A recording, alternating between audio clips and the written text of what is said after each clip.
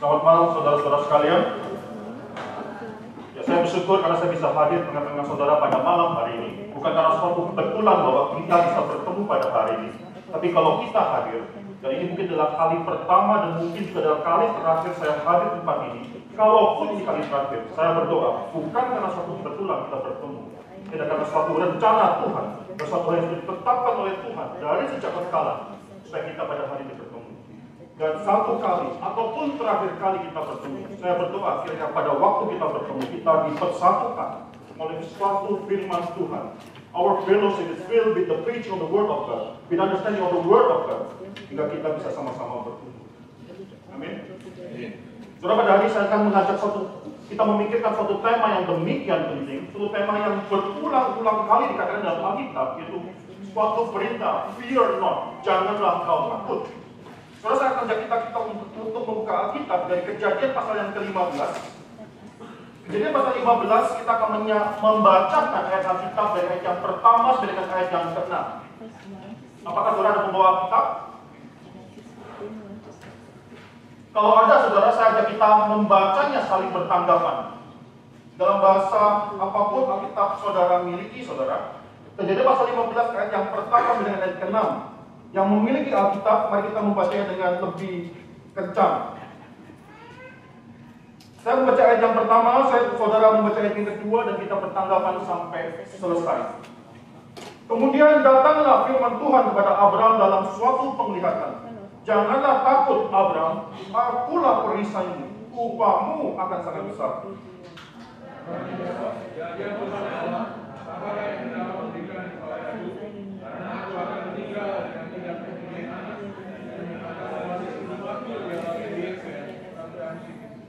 Lagi kata Abraham, engkau tidak memberikan kepadaku keturunan sehingga seorang hambaku nanti menjadi ahli warisku.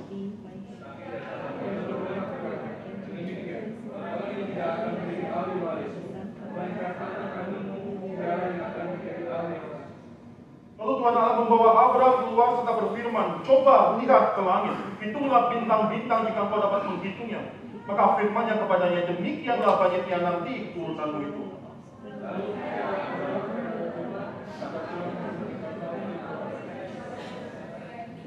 Inilah firman Allah, suatu firman Allah yang hidup, karena Allah yang memfirmankan adalah Allah yang hidup. Karena firman Allah ini menjadi suatu dasar bagi kita. Mari kita berdoa. Bapak, kami bersyukur untuk pembacaan firman Tuhan ini. Hamba menyerahkan untuk pemberitaan firman Tuhan mendatangkan tangan Tuhan. Kiranya pemberitaan firman Tuhan adalah pemberitaan yang dipenuhi dengan kuasa oleh Tuhan. Sehingga mereka yang datang di sini, mereka mendengarkan firman Tuhan, tidak seorang pun yang pulang dengan sia-sia. Hamba mau berdoa bukan hanya untuk orang-orang yang hadir di tempat ini saja, di dalam ruangan ini saja, tapi juga untuk teman-teman adik-adik kami yang kecil yang ada di tempat yang lainnya. Supaya pada hari ini, kuasa Tuhan, firman Tuhan dapat menyatakan kepada manusia, dan manusia melihat sekali lagi kebesaran firman Tuhan, melihat kedalaman Tuhan mereka, dan mengerti lebih mendalam lagi mengenai siapa Tuhan yang kami sembah ini. Ajar kami mengenai firman-Mu ini, Tuhan. Ke dalam tangan Tuhan, dalam tangan Tuhan saja kami serahkan jam-jam kami selanjutnya. Dalam nama Tuhan Yesus kami sudah ucap syukur. Amin. Saudara, tidak dapat disangkali bahwa kita hidup dalam suatu culture yang saya bisa katakan a culture of fear. Suatu culture di mana takut, perasaan takut di suatu hal yang sangat mendominasi sekali, saudara. Bukan hanya laki-laki yang takut, bukan hanya perempuan yang takut, bukan hanya orang anak-anak kecil yang takut, orang dewasa pun bisa takut. Dan seringkali, saudara, ketika kita memiliki suatu perasaan takut, memiliki suatu perasaan khawatir, memiliki suatu perasaan anxiety, kita tidak bisa mengerti mengapa kita memiliki perasaan tersebut. We sometimes cannot even explain what we are feeling. Sometimes kita tidak bisa mengerti, tidak bisa menjelaskan mengapa kita merasa takut. And yet, kita ada perasaan takut tersebut. Saudara, kita hidup suatu zaman yang penuh dengan zaman yang bisa dikatakan dikarakterisikan dengan progres daripada sains dan teknologi. Tapi saya bisa katakan juga suatu yang ironis sekali, walaupun di satu pihak sains dan teknologi membuat hidup kita sangat jauh lebih mudah. Tapi hidup kita tidak jauh merasa lebih tentram dengan keberadaan sains dan teknologi. Tidak. Dan sering sekali kalau kita pikirkan, justru kemajuan sains dan teknologi itu juga memberikan suatu perasaan takut lain yang kita tidak miliki, saudara. Misalnya saya kasih contoh, saudara. Ya seringkali dalam hidup yang sudah sangat dikarakteristikan dengan kemajuan sains dan teknologi, kita masih khawatir. Seringkali orang tua khawatir akan anak-anak mereka. Sekali orang tua khawatir akan bagaimana kita bisa mendidik anak-anak kita. Karena kan sains dan teknologi tidak bisa menjawab apa yang kita ragu-ragukan ini. Lucunya saudara, ironis sekali. Misalnya saya kasih contoh pula. Seringkali kita memberikan anak kita misalnya suatu telepon, suatu handphone yang membuat kita seakan bisa lebih dekat dengan anak-anak kita walaupun mereka jauh daripada kita. Suatu teknologi memungkinkan kita bisa seakan keep contact with anak-anak kita, saudara. Tapi faktanya juga kita juga khawatir mengenai apapun informasi yang anak-anak kita bisa dapatkan melalui the free internet tersebut. Kita juga khawatir melalui kemajuan teknologi bahwa ada sesuatu hal yang mungkin bisa merusak untuk anak-anak kita. Jadi sini sains dan teknologi tidak pernah menjawab kekhawatiran manusia ini dan bagaimana bisa menyelesaikan kekhawatiran manusia ini. Ironis sekali saudara, sains dan teknologi yang begitu bertambah, bertumbuh, begitu maju. We live in the scientific age, and yet we still have this worry all the time. Masih perasaan takut all the time. Saudara, ada banyak perasaan takut yang bisa kita bicarakan, saudara. Tapi pada hari ini saya mau konsentrasi mengenai satu perasaan takut. Karena kita seringkali merasa takut karena kita tidak tahu what the future holds, bagaimana masa depan kita. Seringkali kita merasa takut karena misalnya kondisi pekerjaan. Kita merasa takut kalau kita kehilangan pekerjaan. Kita merasa takut mengenai kematian. Kita merasa takut karena kita tidak tahu apa yang akan ada di depan kita. And science and technology cannot answer. Baru-baru ini saudara mungkin masih ingat minggu lalu ada suatu peristiwa yang sangat menakutkan sekali yang terjadi di Amerika. Sejak 9/11 saudara, tidak pernah ada lagi namanya terorisme terjadi di dalam Amerika. Tapi kita melihat bagaimana ada suatu event maraton Boston Marathon, suatu event yang seringkali setiap tahun sudah diselenggarakan, di situ event yang demikian menakutkan. Ada 2 bombing yang terjadi dalam kota Boston tersebut. Saudara, saya memiliki jemaat di kota Boston tersebut juga. Pada hari Minggu saya bertemu dengan mereka, saya beribadah dengan mereka, saya berkhotbah di hadapan mereka, lalu saya pulang. Setelah saya pulang, saudara, tidak lama kemudian besoknya jam 2, kira-kira jam 2.50, peristiwa bombing tersebut terjadi. Langsung saya telepon jemaat saya satu persatu, bagaimana teman-teman kalian, bagaimana dengan kalian sendiri, what happened? Dan kita bersyukur tidak ada satu orang pun yang affected by the bombing tersebut. Tapi langsung pada saat itu ada suatu perasaan khawatir yang ada, bukan hanya saja di jemaat saya, saudara, di hati jemaat saya, tapi juga di banyak sekali perasaan dalam hati orang-orang di kota Boston. Itu bahwa kita baru sadar hidup kita is so fragile. Kapanpun, tanpa kita pernah sadar pun, hidup kita bisa berakhir demikian saja. Saudara, what is the future? Bagaimana hidup kita? Besok pun kita tidak bisa ganti. Science and technology cannot guarantee what your future holds, even tomorrow. Kita hidup dalam zaman ini, kita hidup dalam satu zaman yang tetap dipenuhi dengan satu perasaan yang membuat kita a culture of fear. Hidup dalam satu zaman yang memang membiasakan kita untuk khawatir. And yet the Bible, berulang-ulang kali, so many times, mention bahwa ada suatu perintah daripada Bible. Thou should not fear. Dan bahkan saudara, ini perintah, ini adalah satu perintah yang mungkin paling sering diutarakan dalam Alkitab. Suatu perintah yang paling sering dikatakan dalam Alkitab. Janganlah engkau takut.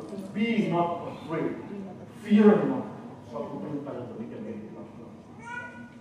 Saudara, apa yang kita baca pada hari ini dari Genesis pasal 15 ayat 1. Janganlah takut Abraham. Fear not Abraham. Adalah kali pertama perintah ini kepada kita.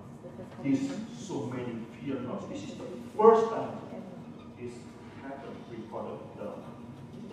Janganlah engkau takut. Fear not, I am your shield. Your reward shall be exceedingly great. Saudara, ada beberapa hal yang menarik ketika saudara membaca ayat yang pertama ini. Yang pertama, sekali lagi inilah satu kali pertama kalimat ini dikatakan dalam seluruh Alkitab. Tapi yang menarik juga adalah kalimat ini diberitakan kepada Abraham, itu bapak iman, bapak orang beriman. Kalimat ini diberikan kepada bapak orang beriman tersebut. Nah, saya percaya saudara, kalimat Tuhan kepada Abraham ini satu kalimat yang demikian menguatkan Abraham, demikian comfort Abraham at the time.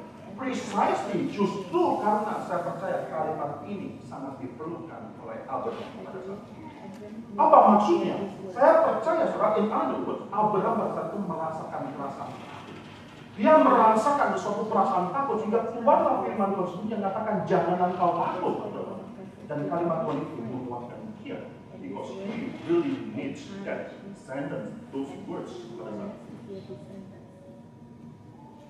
Saudara, maksud saya adalah perasaan takut dia pada suatu urusan. Having fear is not necessarily sinful itself. Having worry is not necessarily sinful itself. Bahkan Abraham pun, bapak orang beriman tersebut, memiliki perasaan takut itu. Yang menjadi dosa bagi saya adalah bukan perasaan takut tersebut, tapi adalah bagaimana kita terus-menerus merasa takut. Kalau saudara memiliki suatu perasaan takut yang terus-menerus dan tidak bisa diselesaikan, mungkin ada kemungkinan besar sebab tidak karena saudara tidak bisa mempercayai janji Tuhan dalam Alkitab. Itulah suatu dosa dalam diri kita sendiri. Jika apapun kita takut, seringkali ketika apapun kita takut, very unreasonable fear. Misalnya saudara, salah satu orang yang saya kenal, dia memiliki begitu banyak perasaan takut sehingga kalau mau keluar rumah pun takut tabrakan, takut dicopet, takut kalau mau jalan lewat jembatan pun takut jembatannya jatuh. Everything membuat dia takut hidup ini. Dan akhirnya terbina selama bertahun-tahun jadi seorang yang selalu apapun dia takut. Perasaan semacam ini, kebiasaan takut macam ini saya merasa adalah suatu hal yang tidak seharusnya terjadi. Tapi saya mau kita memikirkan, what exactly is Abraham, this person was afraid of? Apa yang Abraham lakukan? Coba saudara buka Alkitab saudara. Dan saudara melihat konteks sebelum menjadi pasal 15. Saudara buka Alkitab saudara bisa melihat dalam Kejadian pasal 14. Ada suatu cerita yang demikian menarik. Jadi pasal 14 ada 9 kerajaan, di mana ada 4 kerajaan daripada Mesopotamia kita bertempur dengan 5 kerajaan di Jordan Valley, di lembah sungai Jordan tersebut. 4 kerajaan ke Mesopotamia di bawah Kedorlaomer nanti bertempur dengan raja daripada kerajaan Sodom, Gomora, Zoar, Seboim, Atma di dalam lembah sungai Jordan tersebut. Selama 12 tahun, kelima kerajaan ini sudah ditundukkan oleh 4 kerajaan tersebut. Selama 12 tahun mereka membayar upeti, they paid tributes to these 4 kingdoms. Tapi dalam tahun ke-13 dicatat bahwa mereka berontak. Dalam tahun ke-13 mereka tidak lagi mau membayar upeti tersebut pada keempat kerajaan tersebut. Sehingga apa yang terjadi? Dalam tahun yang ke-14, 4 kerajaan daripada Mesopotamia ini langsung datang menuju dalam lembah sungai Yordan tersebut untuk akhirnya menakutkan mereka kembali, subject themselves again, those kingdoms again, untuk menjadi budak mereka. Mereka akhirnya dikalahkan. Tapi beda kali ini, saudara, ada seorang nephew keponakan daripada Abraham yang akhirnya ditangkap, turut ditangkap, ditawan oleh 4 kerajaan ini di bawah Kedorlaomer, 4 kerajaan Mesopotamia. Sehingga akhirnya Abraham mengambil satu keputusan bahwa dia harus menyelamatkan keponakannya. Dia dengan hanya 318 orang yang sudah dilatih dalam rumah tangganya, yang lahir dalam rumah tangganya, akhirnya engage, wage war against those 4 kingdoms, those 4 kings. Dan luar biasa Tuhan memberikan 4 kerajaan tersebut dalam tangan Abraham. Abraham menang membebaskan Lot. Lalu saudara perlu lihat kan dalam ayat yang pasal 14 ayat 17 dan seterusnya. Misalnya ada suatu perbincangan antara Melkisedek dengan Abraham dan juga Raja Sodom dengan Abraham tersebut, saudara. Bera Raja Sodom juga berkata dengan Abraham. Raja Sodom memberikan suatu proposisi. Sekarang berikanlah kepada semua orang-orang yang sudah tahu, orang-orang Sodom yang ada dalam tanganmu tersebut. Kau boleh ambil semua harta yang sudah kau miliki, yang dapat kau dapatkan, karena kau memenangkan 4 kerajaan tersebut. Ambillah semua harta tersebut. Take all those plunders, but return those people to me. Saudara, di sini saudara akan melihat suatu perkara daripada Abraham, yaitu daripada Kejadian pasal 14, saudara, ayat yang ke-22. If you have your Bible, read it. Saya akan membacakan untuk saudara. Abraham tidak menerima proposal daripada si Raja Gera tersebut, Raja Sodom. Yang mengatakan, aku bersumpah demi Tuhan Allah yang Maha Kuasa, yang Maha Tinggi, pencipta langit dan bumi, bahwa aku tidak akan mengambil apa-apa dari kepunyaanmu itu, bahkan sepotong benang atau tali kasut pun tidak, supaya engkau jangan dapat berkata, aku telah membuat Abraham menjadi kaya. Apa maksudnya? Abraham sebagai orang yang memenangkan peperangan melawan 4 kerajaan yang mengalahkan 5 kerajaan tersebut, dia sebenarnya memiliki hak untuk semua hal yang dimiliki oleh kerajaan Sodom, Gomora, dan lain-lainnya. Tapi Abraham mengatakan, I will not even give you an opportunity, Gera, untuk akhirnya bisa claim one day in the future, kalau saya hidup, saya diberkati oleh Tuhan. Lalu kau katakan, itu juga karena saya telah memberikan semua pelajar.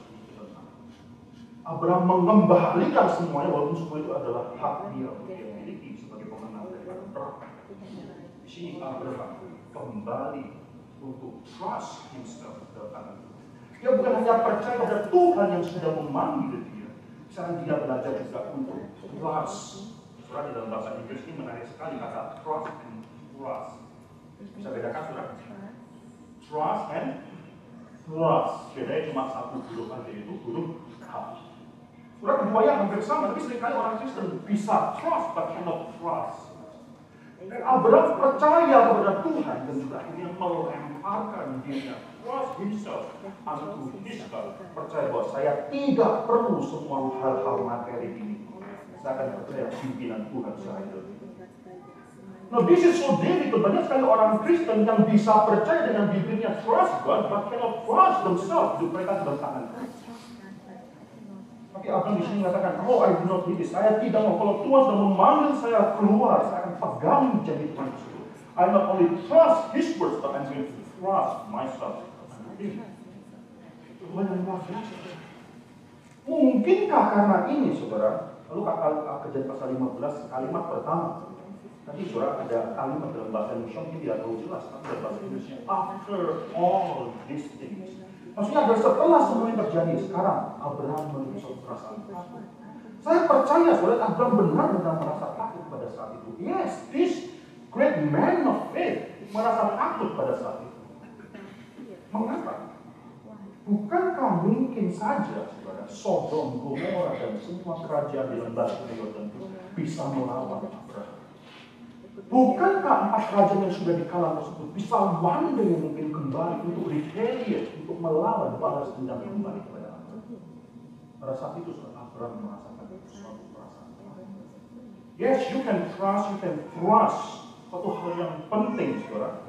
Dan saya tidak akan mengatakan sepenting-pentingnya kita percaya Tuhan dan melemparkan diri kita dalam tangan Tuhan. Saya percaya itu bukan satu kondisi yang paling penting bagi kita untuk akhirnya menggunakan perasaan takut dalam hidup. Toh, setelah Kejadian pasal 14 ini, Abraham kembali merasakan takut.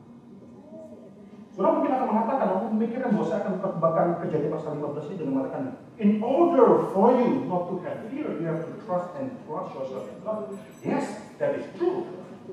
Tapi menurut saya, ada sesuatu yang lebih mendalam lagi.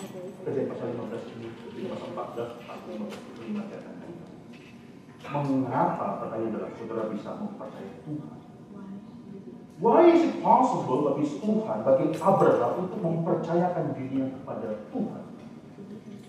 Jawabannya adalah karena Abraham mengenal satu natur daripada Tuhan yang seringkali orang Kristen tidak mengenal. Abraham benar-benar mengerti siapa karakter atribut Tuhan yang dia percaya. Berat Genesis pasal 14 memberikan indikasi. Mari kita perhatikan Alkitab kita dengan indikasi saja. Berat Genesis pasal 14 memberikan 2 indikasi mengenai Tuhan macam apakah yang Abraham percaya. Yang pertama, saudara, keluar daripada mulut daripada Melkisedek tersebut. Daripada mulut Melkisedek raja daripada Salem itu, lalu dia mengatakan ayat 19, kalau saudara bisa baca Alkitab saudara. Jadi pasal 14 ayat 19 saya akan bacakan untuk saudara. Ia memberkati Abraham, katanya diberkatilah kiranya Abraham oleh Allah yang Maha Tinggi, El Elyon, pencipta langit dan bumi, dan terpujilah Allah yang Maha Tinggi yang telah menyerahkan musuhmu ke tanganmu. Kalimat pertama, saudara, yang Melkisedek katakan pada Abraham itu, blessed be Abraham oleh Elion, Allah yang maha tinggi tersebut, pencipta langit dan bumi. Ini atribut yang sangat penting sekali. Itu Allah kita adalah Allah pencipta. Atau bahasa lainnya, dalam bahasa Inggrisnya kalau nggak salah, saudara, adalah possessor, pemilik langit dan bumi. Possessor of heaven and earth. Benar, saudara. Possessor of heaven and earth. Atau dengan kata lain, kata pemilik dalam Alkitab ini seringkali juga dikatakan possessor means the creator. Fakta bahwa Tuhan menciptakan langit dan bumi mengatakan bahwa Dia yang memiliki langit dan bumi. Saudara, tangkap pemikiran ini, saudara. Tuhan yang kau sembah adalah Tuhan yang memiliki langit dan bumi. He is the one who created, the creator of heaven and earth. Implikasinya apa? Itu dalam ayat yang ke-20. Terpujilah Allah El Elyon yang telah menyerahkan musuhmu ke tanganmu. Itu right away. Implikasi kalau Tuhan menciptakan langit dan bumi. Kalau Tuhan yang memiliki langit dan bumi, implikasinya right away adalah He is the sovereign God. Dia adalah Tuhan yang bertata. Sejarah mencatat Abraham berperang dan mengalahkan 4 kerajaan Mesopotamia tersebut di bawah pedang Roma. Tapi Alkitab mencatat itu karena Tuhan yang berdoa menyerahkan musuh-musuh Abraham ke dalam tangan Abraham. God is the creator God, dan the right away the implication adalah He is the sovereign God. Saudara, salah satu tema yang paling penting yang orang reform pegang gitu, the sovereignty of God, kedaulatan Tuhan. Kedaulatan itu adalah suatu tema yang demikian penting. Kalau Tuhan menciptakan segala sesuatu yang bukan daripada Tuhan. Kalau Tuhan menciptakan baik itu langit dan bumi. Kalau Tuhan benar-benar memiliki langit dan bumi, maksudnya, implikasinya adalah Tuhan berdaulat atas segala ciptaan tersebut. Tuhan tidak mungkin tidak memegang kuasa, tidak mungkin memegang penuh. Dia tidak mungkin tidak berdaulat atas segala ciptaannya ini. Saudara, saya akan kutip pengakuan iman daripada Westminster Confession of Faith. Kalau saudara mungkin pernah dengar Westminster Confession of Faith, nanti di rumah coba Google Westminster Confession of Faith, khususnya chapter 2.2. Chapter 2 butir yang kedua. Ya, lihat lagi Westminster Confession of Faith, apa? Chapter kedua, butir yang kedua. Chapter kedua, Westminster Confession of Faith itu sedang memberitakan mengenai of God and of God the Trinity. Mengenai Tuhan dan mengenai the Triune God. Saya bacakan dalam bahasa Inggrisnya. Saya akan coba terjemahkan dalam bahasa Indonesia. Ini berkenaan benar mengenai kalau Tuhan adalah Tuhan pencipta, Dia adalah Tuhan yang berdaulat juga. Saya bacakan. God has all life, glory, goodness, blessedness in and of Himself, and is alone in and unto Himself all sufficient, not standing in need of any creature which He has made, nor deriving any glory from them, but only manifesting His own glory in, by, unto, and upon them. Saya coba terjemah dalam bahasa Indonesia. Tuhan memiliki hidup, kemuliaan, kebaikan, semua berkat di dalam dan oleh karena dirinya sendiri, dan alone, cukup pada dirinya sendiri tersebut, tidak memerlukan, tidak bergantung pada semua ciptaan yang Dia sudah ciptakan, atau tidak mendapatkan kemuliaan daripada semua ciptaan tersebut, tapi hanya menyatakan kemuliaan Dia, menyatakan His own glory melalui di dalam, untuk dan kepada ciptaannya tersebut. Disambung lagi, saudara. Sambung, ini sangat penting, saudara, kalimat ini. Kita untuk merenungkan. He is the alone fountain of all being. Dialah sumber daripada seluruh being, saudara, seluruh keberadaan. Of whom, yang daripadanya, through whom, and to whom are all things. Yang diciptakan dari Dia, melalui dan untuk Dia. Lalu disambung satu kalimat, kalau Tuhan adalah pencipta daripada seluruhnya, kalau Dia adalah sumber daripada seluruh keberadaan, implikasinya Westminster Confession of Faith langsung mendapatkan suatu kalimat yang demikian tepat. And has most sovereign dominion over them. Memiliki kedaulatan yang mutlak atas mereka ciptaan tersebut. To do by them. for them or upon them whatsoever he himself pleases. Dia memiliki kedaulatan yang demikian mutlak atas seluruh ciptaannya untuk melakukan bagi mereka, melalui mereka, kepada mereka apapun yang dia kehendaki. Saudara, perasaan takut seringkali datang karena kita merasa bahwa kita tidak memiliki kontrol dalam hidup kita. Perasaan takut seringkali datang bahwa kita merasa bahwa, realize one thing, the hard truth, bahwa kita tidak memiliki kontrol dalam hidup kita. Pekerjaan kita pun bisa hilang kapan saja. Berapa bulan ini, saudara, saya bertemu berapa jemaat saya, berapa orang-orang Kristen juga yang kehilangan pekerjaan satu demi satu. They were fired and just without any notice. Pada saat itu langsung di-fire. Soalnya kan tadi ada security and yet we lost it. We no longer have control, not even on our job. Perasaan takut kali juga merasakan kekerasan karena kita tidak memiliki kontrol atas apapun dalam hidup kita. Bahkan Boston bombing tersebut, mereka yang sedang menikmati malam tersebut tidak pernah bersangka bahwa dalam waktu berapa detik lagi nyawa mereka ada yang diambil.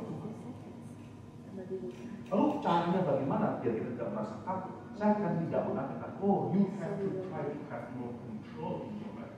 No, that's not even the answer, saudara. Saya tidak katakan bahwa cara saudara untuk mengalahkan ketakutan adalah cara saudara untuk mencoba menguasai lagi.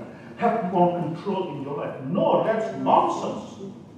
Satu cara bagi saudara untuk merasa tidak takut adalah admit bahwa memang saudara tidak memiliki kontrol dalam hidup. Terimalah suatu fakta bahwa manusia memang tidak memiliki kontrol dalam hidup. Tapi bersyukurlah karena karena Tuhan yang pegang kontrol. He is the sovereign God, not you, not me. He is the sovereign God on your life. Dan oleh karena itu, Webster Convention mengatakan karena hidupmu datang daripada Dia, maka Dia memiliki utmost sovereign dominion to do by you, unto you, to you, whatsoever He Himself pleases. Saudara, ini satu kalimat yang sulit sekali diterima oleh justru banyak sekali orang modern pada saya. Mengapa, saudara? Orang modern sangat suka sekali, kita hidup di zaman yang individualistik, di mana kita suka sekali untuk mengatakan bahwa God do something for me. Kami jadi kita lah jadi pusat daripada seluruh worship kita. If God has to do anything, He has to do things for me. Kalau engkau berdaulat, sekarang selesaikanlah masalah dalam hidupku. Angkatlah semua sakit penyakitku. Hapuskanlah semua air mataku pada saat ini. Selesaikanlah pergumulanku pada saat ini. Tapi saudara-saudara harus mengerti satu hal. Justru karena Tuhan berdaulat, He does not have to do any of this for you. Saudara, saya akan ambil beberapa contoh dalam Alkitab yang menyatakan apa artinya Tuhan itu berdaulat. I will give you some examples. Mari kita buka Alkitab kita dalam Daniel pasal yang ketiga.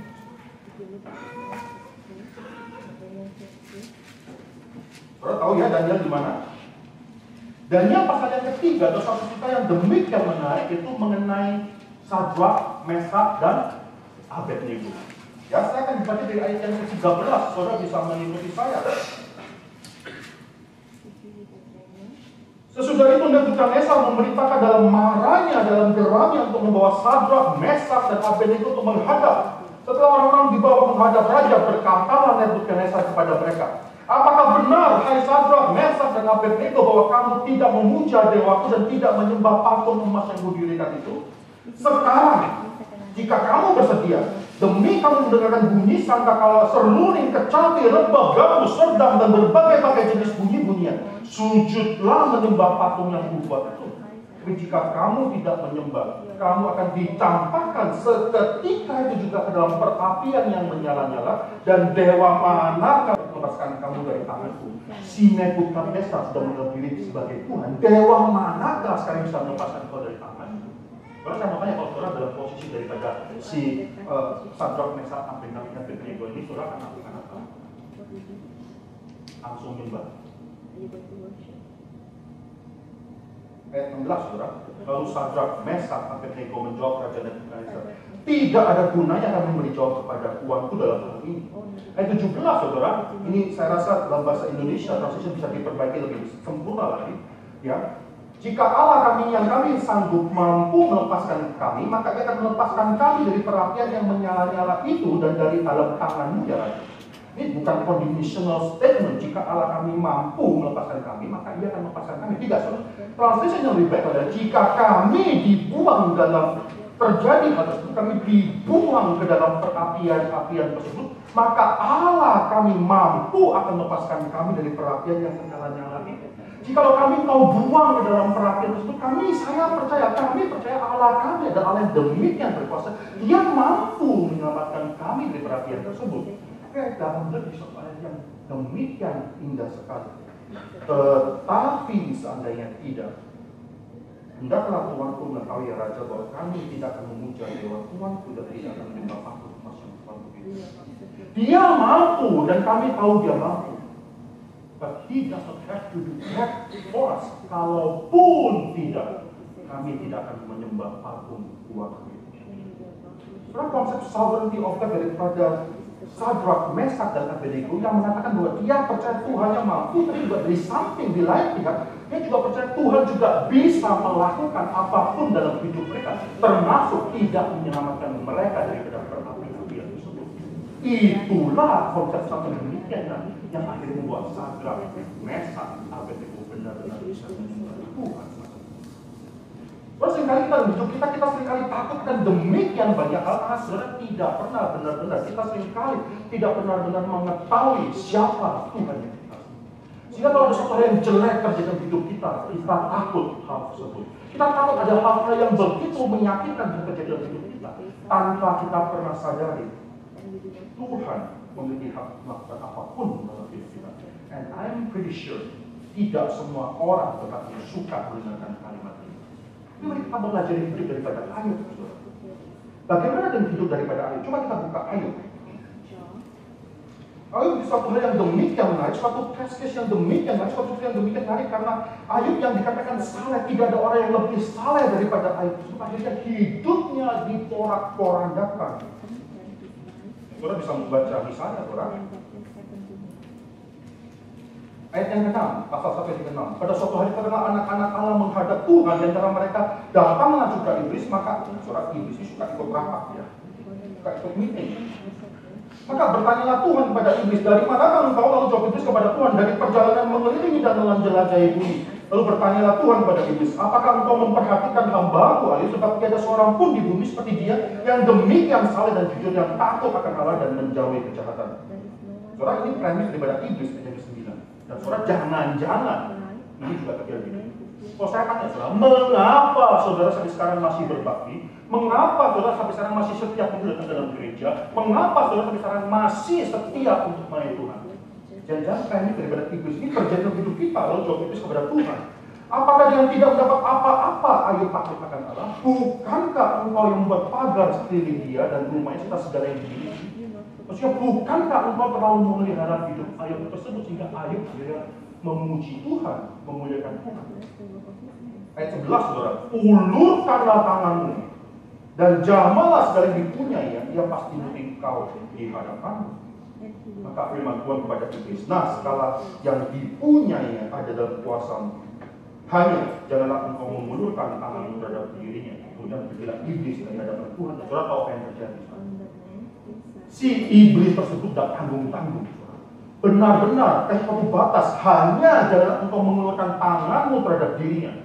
Segala yang lain except that condition dihabiskan oleh iblis. Kekayaan Ayub habis dalam satu hari. Tapi yang lebih parah lagi, saudara, anaknya 10 satu persatu mati dalam satu hari. Oh, saya memiliki 4 anak, Roditnya 5 anak. Memang lebih lihat. Ya, apa jadinya kalau satu persatu anak kita mati dalam satu hari? I cannot imagine. Saya tidak tahu apa pada saat itu saya masih memiliki kekuatan seperti Ayub untuk sujud menyembah Tuhan. Ayat yang ke-20, maka berdirilah Ayub lalu mengoyak jubahnya, mencukur kepalanya, kemudian sujudlah dia dan menyembah. Katanya, dengan telanjang aku keluar dari kandungan ibu, dengan telanjang pula aku akan kembali ke dalamnya. Tuhan yang beri, Tuhan yang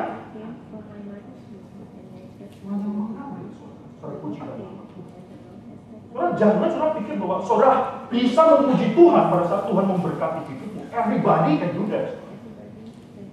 Tapi bagaimanakah saudara masih bisa memuji Tuhan, memuliakan Tuhan, melayani Tuhan ketika saudara hidup di dalam wilderness? Saudara, satu ayat dalam Keluaran pasal 7 yang demikian menarik, yang membuat hati saya terus berpikir mengenai how are we supposed to worship God. Tuhan berkata kepada Musa, katakan kepada Firaun, let my people go so that they may worship me in the wilderness. Tuhan tidak pernah tunggu hidupmu sampai harus enak kalau saudara harus memuliakan Tuhan melalui Tuhan. Dia mengatakan even in the wilderness, even if I lead you through the wilderness, let my people go and worship me even in the wilderness. Saudara, kali kedua, saudara, kembali saudara, si iblis ini suka ikut meeting daripada Tuhan, anak Tuhan, ayat yang kedua.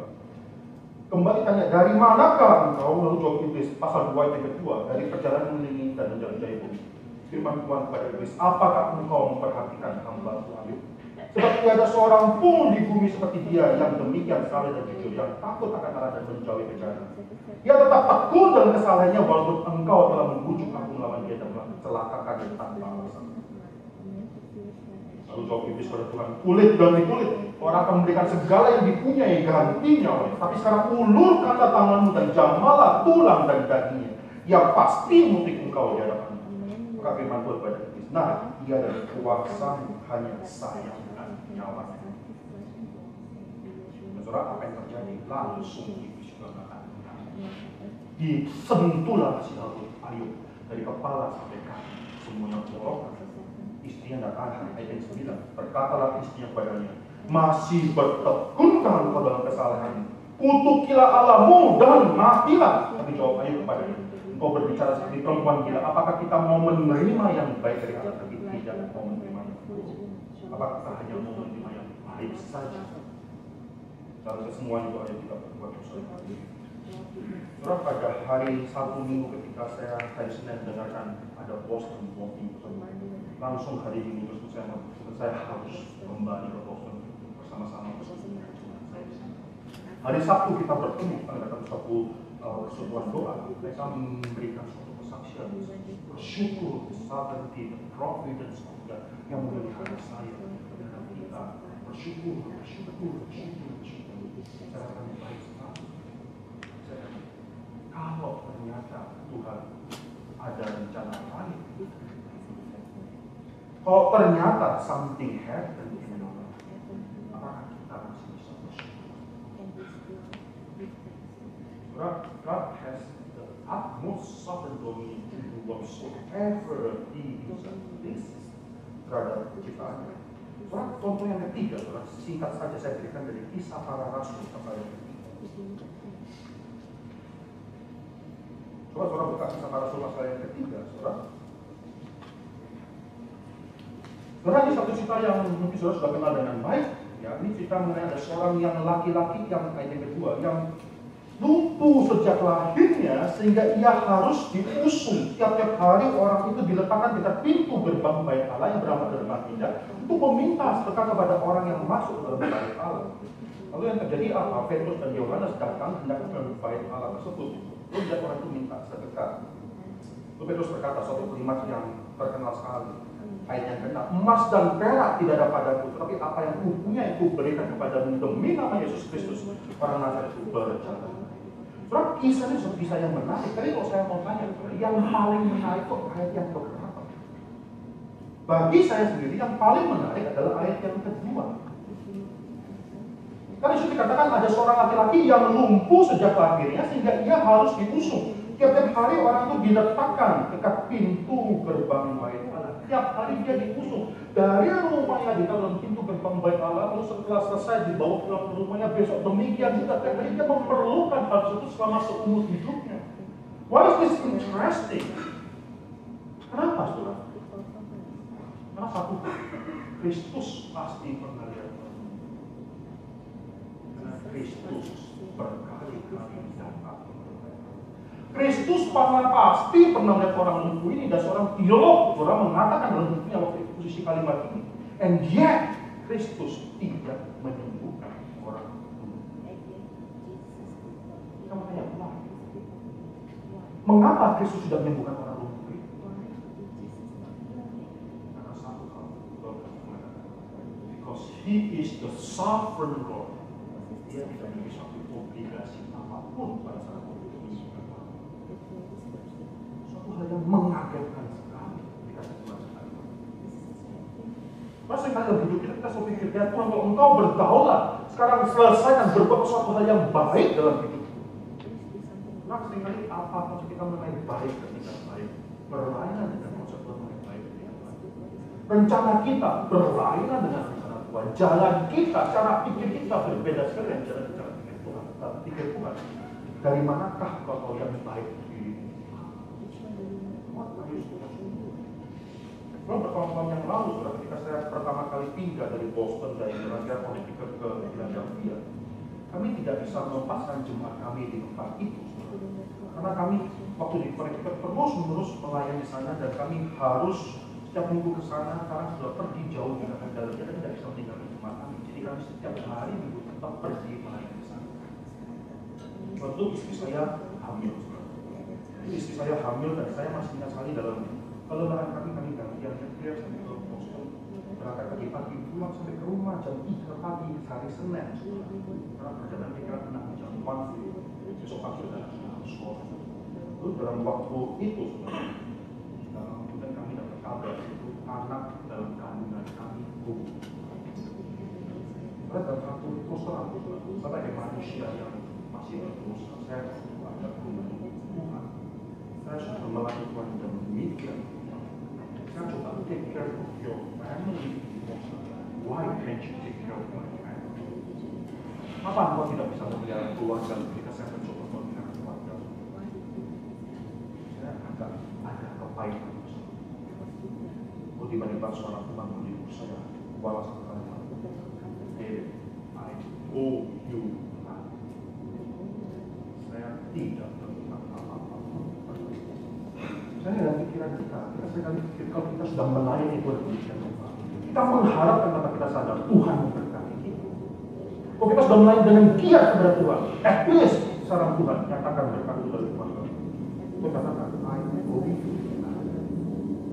Saya sebagai pencipta saya tidak berhutang budi, not standing in any needs of the creatures.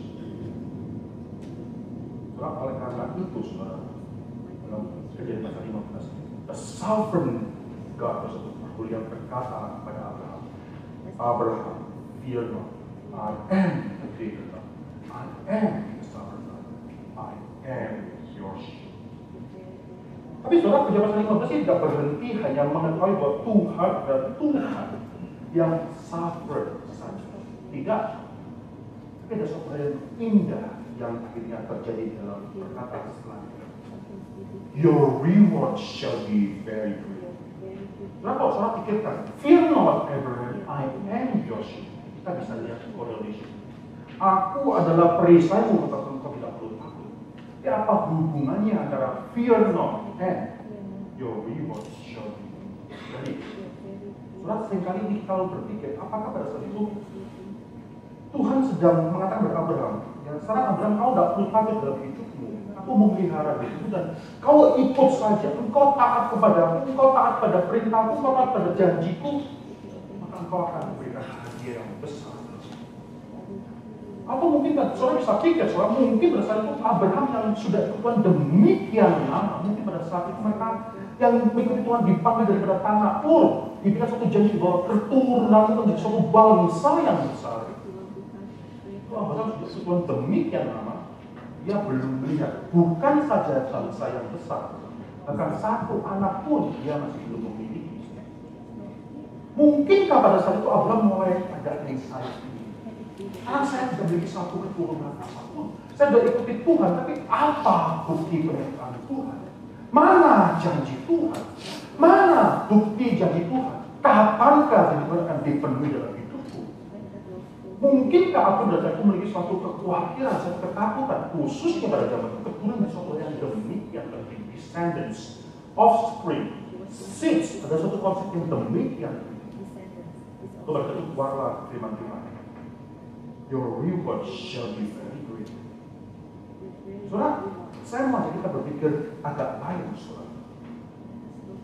Karena kan ada orang yang mengatakan bahwa kalau saudara mengikut Tuhan, terus lay hold on God's promise.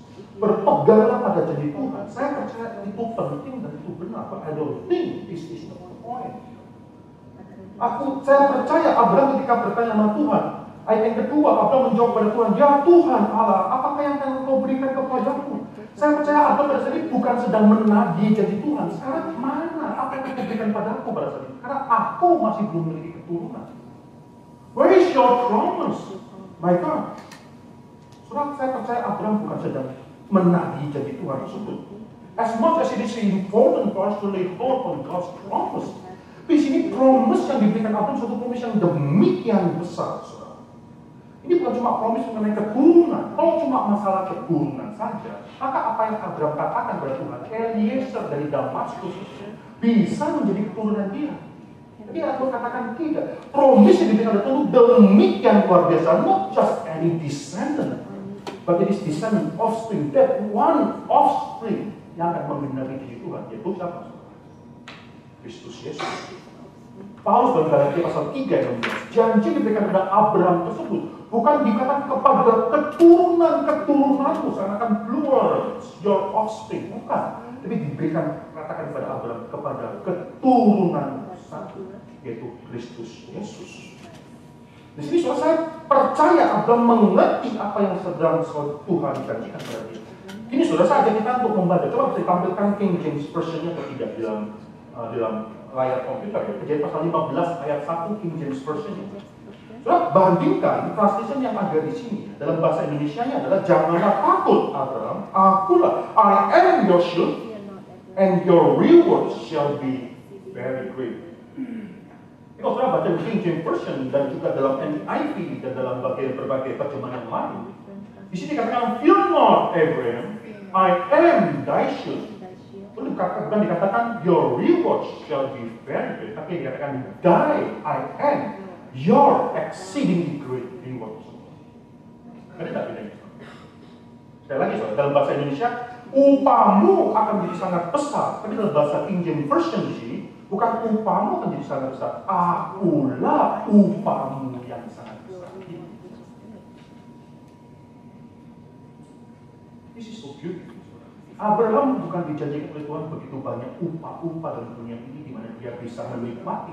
Seakan with more power, with more wealth, with more security, with more everything else, you can enjoy your life.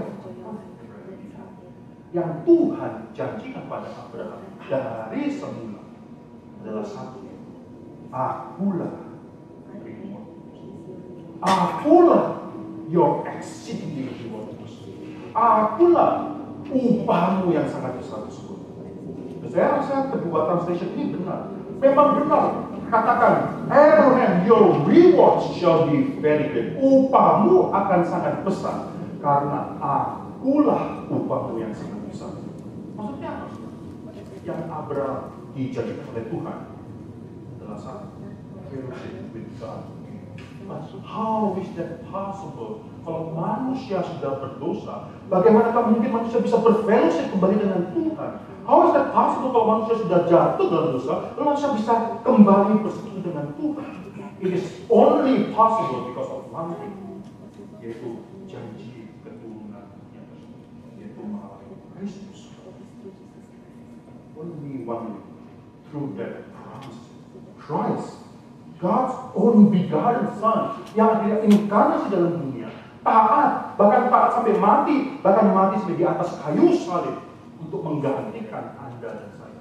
Dia tidak berdosa, dijadikan dosa agar dia menerima hukum daripada Tuhan, sehingga tidak perlu kita di dalam Kristus menerima hukum. Tapi ini yang dijanjikan Abraham. Abraham mengerti benar bahwa Kristus yang sudah mati, Kristus yang sudah bangkit, itulah yang dijanjikan oleh Tuhan. I am your exceedingly great reward. Lalu Abraham katakan, how is that possible Tuhan? Karena aku masihlah tidak memiliki anak. Lalu dia mengerti satu hal, dia dikuatkan oleh Tuhan. Dan dia melihat Tuhan membawa dia keluar. Karena dia membawa dia keluar. Lalu Tuhan Tuhan membuat yang indah ke dalam langit dan bintang-bintang tersebut. Lihatlah bintang-bintang tersebut. Cobalah hitunglah bintang-bintang itu. Jika engkau dapat menghitungnya, maka firman-Nya kepadanya, demikianlah banyaknya nanti. Saudara, saya mau komentar ayat ini. Saya percaya bukan maksudnya secara literal bahwa keturunan Abraham itu nanti akan jumlahnya sebanyak bintang. Tidak. Karena kita bisa estimate jumlah bintang itu 10 maka 22. Jadi kapan kita bisa punya keturunan sejumlah banyak bintang di dalam langit? Lagi pula, dalam Kejadian pasal 13 ayat 16 dikatakan bahwa keturunan Abraham akan seperti debu banyaknya dalam dunia ini. Dan kita juga tahu debu dalam dunia ini kira-kira 10 pangkat 19. Ini orang matematika, jadi saya berpikir maksudnya apa, saudara?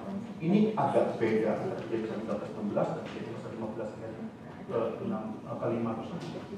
Berapakah jumlah anak keturunan Abraham? Sebanyak debu di bumi atau sebanyak bintang di langit?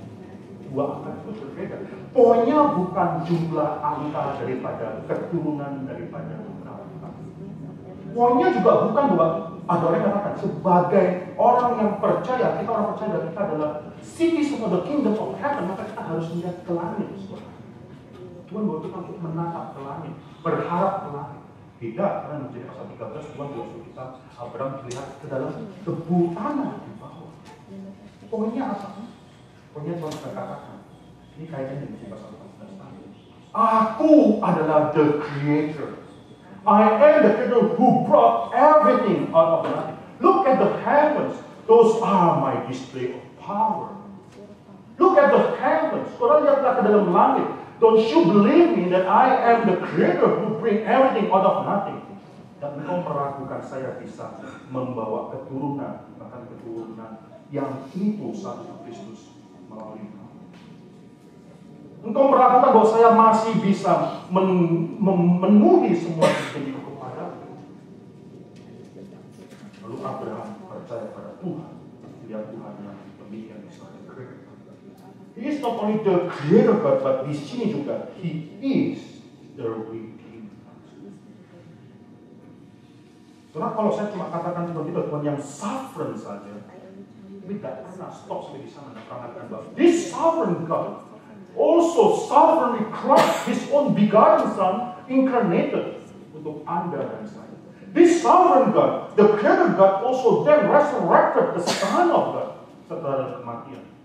Kita cuma mengadakan suatu konsep bahwa Tuhan yang demikian tinggi. He is sovereign and that's it. But no, He is also a God who redeemed the Creator, redeemed His creatures. Maka di sini, saudara, ada suatu pengharapan. Oleh karena kebangkitan Kristus, Paulus katakan, apalagi yang perlu kita takutkan? Hai maut, di manakah sebenarnya? Hai maut, di manakah kuasamu? Paulus bisa katakan dengan suara yang demikian terang, keras.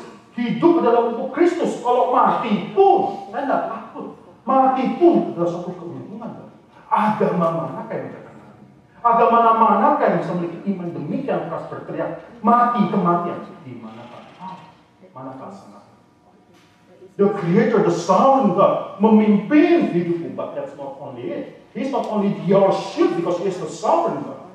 But He is also your shield because He is the one who redeemed you.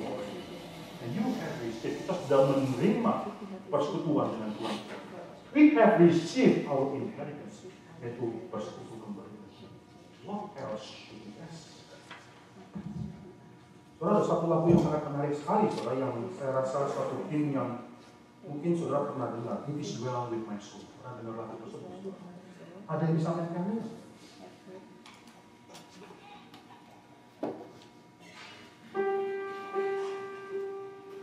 Saya nyanyikan lagu yang kedua, kalau mungkin bisa ditampilkan, kalau tidak, apa? Dari yang langsung dari pertama. Ini, saudara, lagu ini diciptakan oleh Horatio Spafford ya. Though Satan should buffet the trials to come, let these blessed assurance confirm that Christ has begun my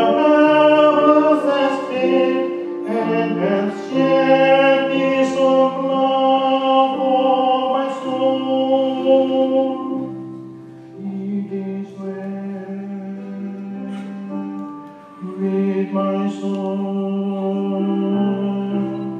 It is well with my soul. Coba kita ingat ayat ini pertama sama-sama. No Satan should not be the riot should come. Then his blessed assurance control. That Christ has regarded my rebels as sin, and has shed his own blood for my soul. It is well with my soul. It is well with my soul. Saya mau perkenalkan lagu ini. Horatius Parton. Dia adalah seorang yang hidup pada abad yang ke-19. Dia adalah seorang lawyer yang sangat successful dan memiliki bisnis di kota Chicago yang lain. Dia main properti juga. Tapi mulailah suatu kejadian yang runtun demi runtun menimpa dia. Malang sekali hidup orang tersebut. Mungkin bagi banyak orang Kristen, mereka saudara katakan, mana mungkin orang Kristen hidupnya semacam demikian. 1871, dia memiliki 5 anak. Anak satu-satunya yang laki meninggal. Dan lama kemudian, terjadilah kota Chicago itu kebakaran besar, the Great Fire of Chicago, yang dia menghabiskan begitu banyak properti yang dia miliki. Langsung bisnisnya turun.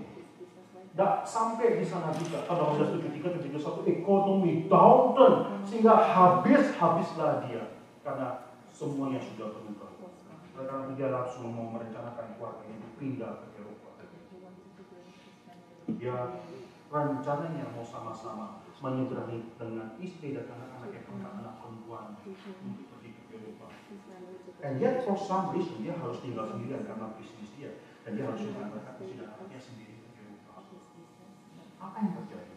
Dalam perjalanan, kapal yang dinaiki oleh istri dan anak tersebut collided, tabrakan dengan kapal yang lain, sehingga dalam waktu yang sangat singkat sekali kapal tersebut tenggelam. Lalu 4 anaknya yang perempuan satu semua yang mati. Cuma tinggal istrinya gitu. Istrinya sampai didaratkan di UK, sudah di Inggris, lalu bahkan suatu tahun kira-kira yang dikenal sekali dengan kata saja save the Lord. Maksudnya semua habis. Lalu dengan air mata dia menyusui sampai di suatu tempat yang tempat di mana anak-anak sedang tersebut. Tuhan menggerakkan dia, yang tadi dia tidak tahu apa yang terjadi. Tuhan menggerakkan dia menuliskan lagu itu. Saudara coba ditampilkan lagi ayat tersebut, saudara. Yang itu saya suka ayat yang kedua tersebut. Though Satan should bow, setan kalau mengerjakan sesuatu, dia bisa tidak tanggung-tanggung, saudara. Kayak orang dimakan bau, semuanya dihabiskan. Though trials should come, nanti langsung dia menyatakan kalimat. Let this blessed assurance control me. Christ has regarded my helpless estate and has shed his own blood for my soul. Apalagi yang akan saya minta? He is not the only sovereign God, but he is also the Redeemer God. Dia sudah menyelamatkan semua hidupnya. My soul, what else should I ask of him? Mau keluar satu kali daripada he is well. Setelah perhatikan refnya itu dengan suatu seorang Kristus. It is well with my soul. Akan tenang, menggambarkan ketenangan daripada jiwa tersebut. Nah, setan bisa bekerja luar biasa. But what else do I deserve for God? Our Redeemer has already saved. God is Savior, God is not only sovereign, He is the Savior, God is well. Coba kita nikmati lagu ini, saudara. Kalau saudara mau nyanyi bersama dengan saya tidak tahu jemaat tempat ini ada berapa orang yang tadi sedang mengalami pergumulan itu. But your God is the sovereign God. Your God is also the Redeemer. What else do you ask of God?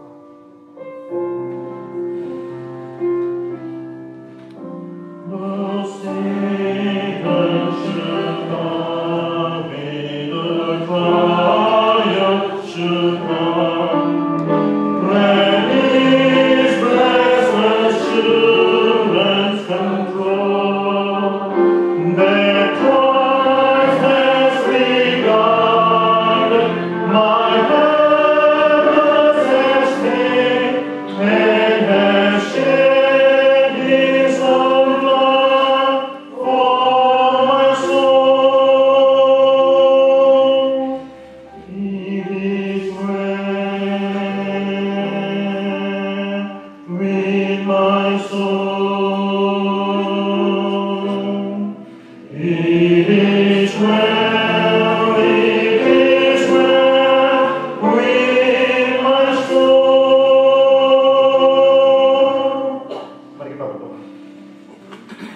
bersyukur atas semua pekerjaan Tuhan dalam hidup kami. You are the sovereign God. You are the God who can do whatever you self-pleases unto your creature. Tapi lebih daripada itu, you are also the redeeming God. You are the Redeemer yourself. The Creator God, the Redeemer God. Engkau juga adalah Tuhan di mana kami sekarang bisa menikmati. You are our exceedingly great reward tersebut. Apa lagi yang bisa kami minta dari Tuhan? For that reason, we fear no evil dalam dunia ini. We have no fear because you are thy shield. You are our shield. Sekarang bangkitkanlah jemaat tempat ini. Mereka yang ragu-ragu Tuhan kuasa. Mereka yang menghadapi ketakutan dalam hidup mereka. Tuhan buang semua ketakutan mereka. Knowing that everything is under your control. In your good hand. Kami mempersembahkan hidup kami. Saudara saya di hadapan Tuhan semua tunduk kepala. Saya mau bertanya kepada Tuhan. Perkenan saya mewakili Tuhan untuk bertanya, siapakah di antara saudara yang mengatakan pada hari ini saya mengerti benar siapa Tuhan. I know exactly who He is. I know exactly who I am. Orang berdosa, who deserve nothing. Kalau Dia sudah menyelamatkan saya, sekarang saya mau untuk bersama-sama menerima Tuhan Juru Selamatku. Saya mengatakan saya adalah orang berdosa, but I want to know this God. The Creator God, the Sovereign God, and the Redeemer God. Ada yang mengatakan kalimat, saya mau menerima muka hati saya menerima Tuhan. Saya angkat tangan di hadapan Tuhan. Ada yang mengatakan saya mau percaya Tuhan. Ada yang mengatakan saya mau menerima Tuhan. Adakah di antara saudara yang belum pernah menerima Tuhan secara benar? Adakah? Adakah di antara saudara? Kalau tidak ada, saudara, saya mau pertanyaan kedua. Saya akan katakan, ya Tuhan, saya bersyukur untuk firman Tuhan yang saya dengarkan.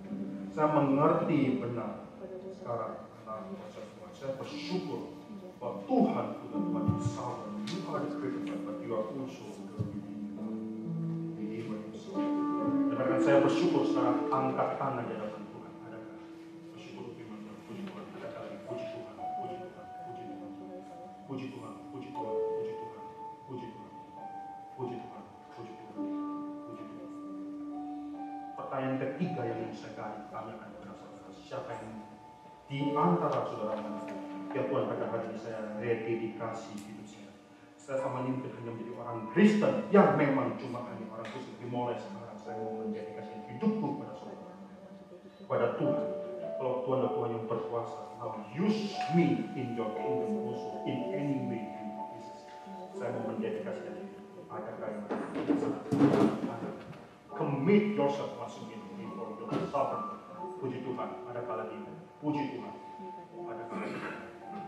Bahkan saya juga mau mendedikasikan, recommit myself di seorang Kristen yang bukan hanya ke gereja saja, tapi juga take my faith seriously, take my God seriously. Adakah yang menangkan? Angkat tangan di hadapan Tuhan. Puji Tuhan. Masih ada. Puji Tuhan. Adakah lain lagi? Puji Tuhan, masih ada. Adakah lain lagi? Saya juga mau. Adakah lain lagi? Adakah yang Tuhan, saya menjadi orang Kristen yang hanya puas dengan hidup kekristenan saya sendiri. Saya bergumul bersama dengan menggumuli semua komitmen saya dalam Tuhan.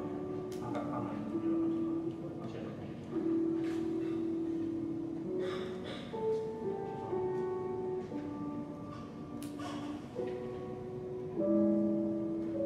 Saudara, saya serahkan mimbar kepada Pastor Ronnie tentang urusan alkohol.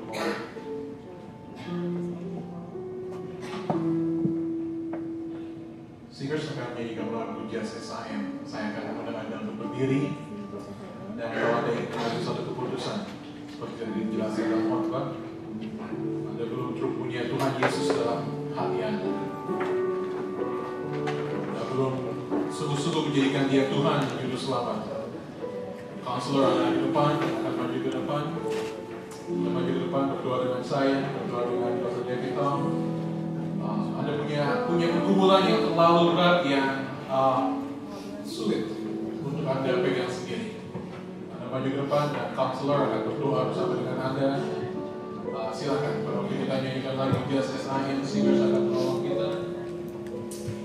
Pakai saat ini sebagai saat berdoa. Anda orang percaya diri Anda mengucap syukur seperti tadi yang disampaikan, mengucap syukur untuk keselamatan ini dan berdoa untuk orang lain di kiri atau di kanan Anda yang mungkin belum percaya kepada Tuhan Yesus dan yang harus ambil keputusan